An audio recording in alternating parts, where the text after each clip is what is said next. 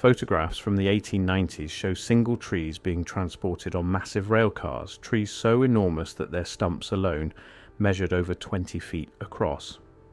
Loggers posed next to them like ants beside monuments. Each tree was worth $40,000. Then they disappeared. And today, the official story is that they never existed at all. Before we dive in, comment where in the world you are watching from and don't forget to click subscribe. In the late 1800s, the Pacific Northwest timber industry was unlike anything the world had ever seen. Logging companies were cutting down trees that dwarfed modern redwoods. We're not talking about trees that were slightly bigger. We're talking about trees that made a 6-foot diameter redwood look like a sapling. Trees that required logging crews of 30 men working for weeks just to fell a single specimen. The photographic evidence is undeniable. Image after image shows trees being moved on specially constructed rail systems, trees so massive that a single log required multiple flatbed cars connected together just to transport it. In one photograph from 1902, 16 horses are pulling a single log through the streets of Seattle. The log is wider than the horses are tall. The horses' handlers stand beside the log for scale, and they look like children next to a building. Another photograph from Oregon shows a hollowed-out stump large enough to serve as a temporary dwelling for an entire family. The caption notes that 12 people lived inside this stump for 3 months while their homestead was being built. The circumference of the stump measured 87 feet. That means the tree's diameter was roughly 28 feet across. But here's where it gets strange. When you search for information about these trees today, you won't find them in forestry records. You won't find them in botanical databases. The official position of modern forestry science is that trees of this size never existed in North America.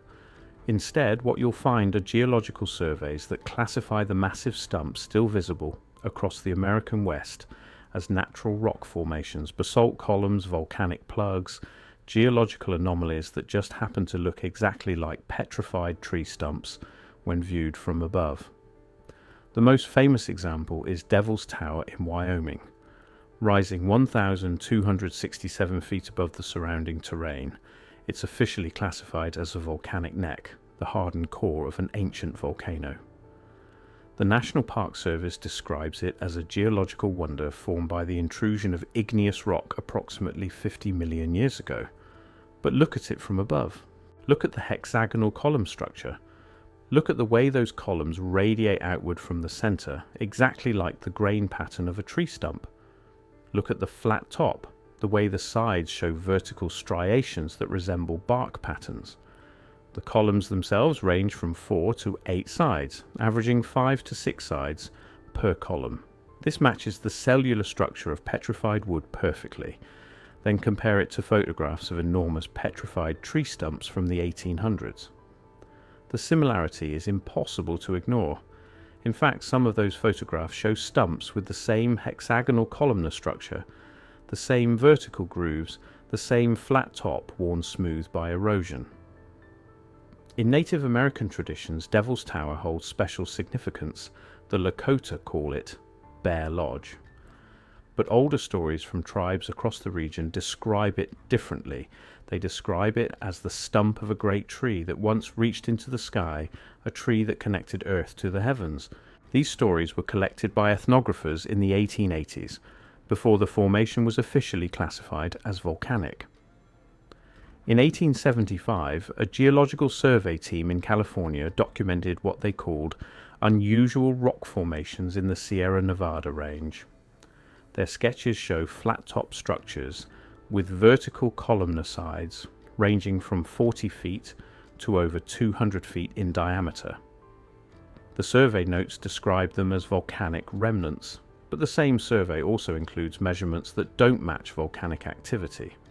The columns are too uniform, the heights are too consistent, and most importantly, chemical analysis of the rock showed trace elements more consistent with organic material than with igneous stone. Those survey notes were filed away and forgotten. They're not included in modern geological textbooks. They're not cited in academic papers about the region's volcanic history. They exist only in archived records that few people ever bother to examine. Now we need to talk about the logging industry itself. In 1890, a single old-growth tree could fetch $40,000.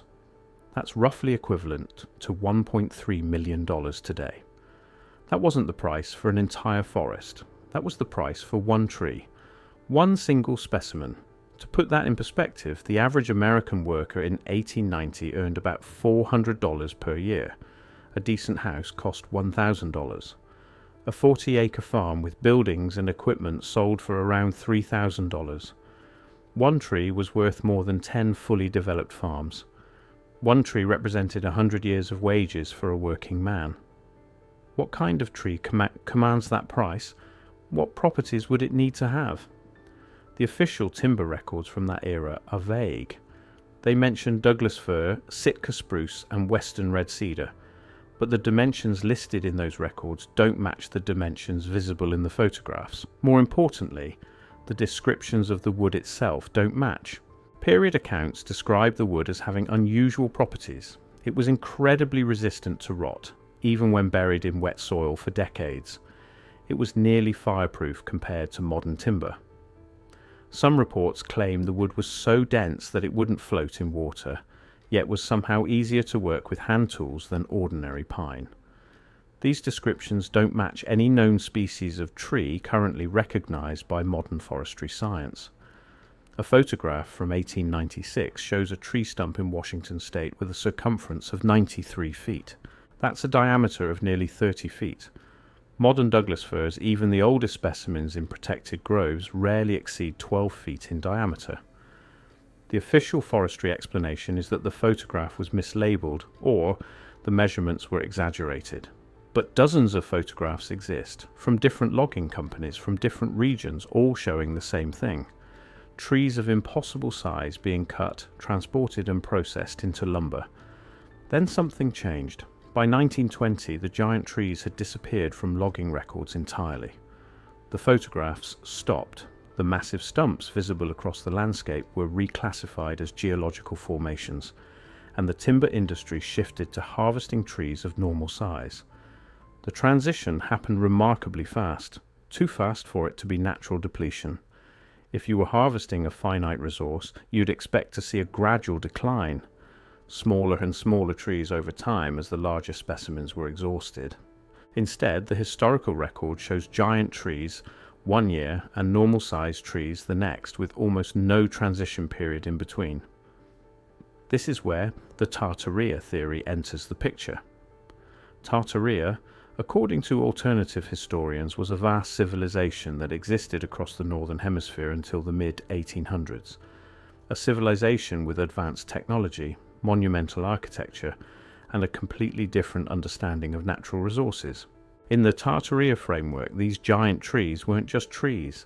They were a fundamental part of a lost ecosystem, possibly even a lost technology. Some researchers point to the fact that petrified wood conducts electricity under certain conditions.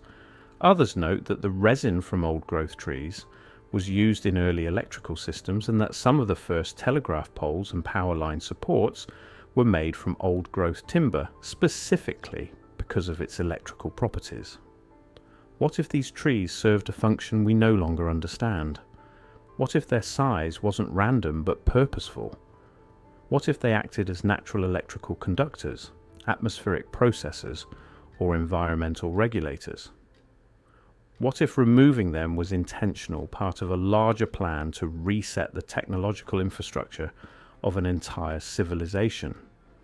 The timeline supports this theory in unsettling ways. The massive logging operations began in earnest around 1850, accelerated dramatically through the 1870s and 1880s, and then suddenly stopped around 1920. This coincides almost perfectly with the alleged collapse of Tartarian civilization and the rise of the industrial electrical grid. Before the 1850s, maps of the American West show vast forests marked as unexplored territory. After 1920, those same regions are shown as plains, badlands, and geological formations. The forest simply vanished from the official record, and with it any memory of what those forests actually contained. The official explanation for their disappearance is simple. They were logged to extinction. The Industrial Revolution needed timber, and the timber industry provided it by cutting down every giant tree in North America. The stumps that remain were left behind because they were too difficult to remove. But that explanation has problems. First, where is all the lumber? If you cut down thousands of trees that each produce enough wood to fill multiple train cars, you should have records of that lumber being sold, shipped, and used in construction. The construction records from the late 1800s and early 1900s don't show this. They show normal amounts of lumber being used in normal ways. There's no spike in timber availability that matches the scale of the alleged logging operation. Second, why would loggers leave the stumps? A stump from a 30-foot diameter tree represents thousands of dollars worth of lumber. The effort to remove it would be justified by the value of the wood. Yet stumps were consistently left in place, even in regions where land was being cleared for agriculture or development. Third, the classification change. In 1870, geological surveys described these formations as ancient trees. By 1920, the same formations were being described as volcanic rock. The geology hadn't changed, the rocks hadn't changed. Only the official explanation changed. The Matterhorn in Switzerland provides another example. Its distinctive pyramid shape and layered structure resemble a tree stump that's been eroded over millennia. Mainstream geology calls it a glacial horn, formed by the erosion of multiple glaciers meeting at a single point. But the layering is wrong. Glacial horns typically show irregular, chaotic rock layers caused by the violent crushing forces of ice movement. The Matterhorn shows regular horizontal bands of different rock types, exactly like the growth rings of a tree. Similar formations exist across the world. The Shiprock Formation in New Mexico, the Torre del Diablo in South America, the Giant's Causeway in Ireland with its perfect hexagonal basalt columns that look exactly like the cellular structure of wood when viewed under a microscope. Each one is officially explained as a natural geological process. Each one shows characteristics more consistent with organic material than with volcanic or sedimentary rock. Each one exists in a location where historical records mention massive trees before going silent. Here's what we know for certain. Photographs exist showing trees of enormous size being harvested in the late 1800s. Those trees were valuable enough to justify complex industrial operations to cut and transport them. Then they vanished from the historical record, and the remaining stumps were reclassified as geological formations. Here's what the official story asks us to believe. Those trees were simply logged to extinction through normal industrial processes. The lumber was used in construction projects that left no unusual trace in the historical record. The stumps were left behind because they were worthless. And the formations we see today that look like tree stumps are actually volcanic rock that just happens to mimic organic structures. And here's what the alternative researchers are saying. Those trees were part of a larger system we no longer understand. Their removal was purposeful, possibly connected to the collapse of Tartarian civilization. The stumps that remain are proof of a different world. And the official reclassification from organic to geological is a cover story. The truth is probably somewhere in the middle. Maybe the trees existed but weren't as numerous as alternative researchers claim. Maybe they were logged but for reasons different from what we're told.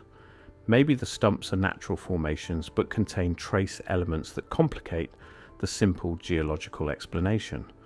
What's undeniable is this. The photographic evidence is real.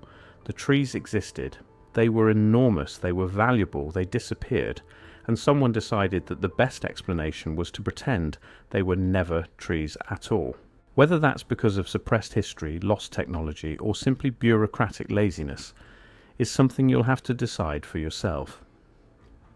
But the next time you see a massive rock formation described as a volcanic plug or a basalt column, look at it carefully, look at the shape, look at the structure, look at the way it sits in the landscape. And ask yourself if it looks more like a rock or more like the stump of a tree so large we can't even imagine it anymore. So we've covered the $40,000 trees that vanished from history, the photographs that prove they existed, the stumps reclassified as volcanic rock, and the possibility that we're living in a world where the landscape itself has been rewritten. Whether you believe it's a cover-up, a coincidence, or something else entirely, the evidence deserves more attention than it's getting. Thanks for watching. I'll see you in the next one.